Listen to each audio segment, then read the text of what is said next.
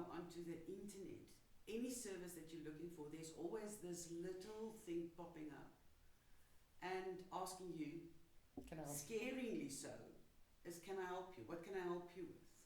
How do you think clients feel when they speak to a chatbot and at the end of it can't get hold of a human?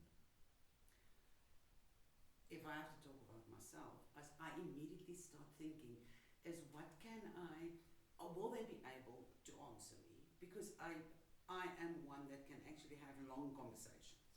And sometimes it feels to me like I'm confusing the chat box because I'm not getting the information. So I actually just have this craving to speak to people in person. Every single business has a customer. Uh-huh. Every single business. If they didn't have a customer, they wouldn't have revenue. Point blank. Mm. And now you encounter a problem and you get through to a chatbot. And it's happened to me. Mm-hmm. In fact, this month I've cancelled 3 companies that have used chatbots without a human interaction at the end of it.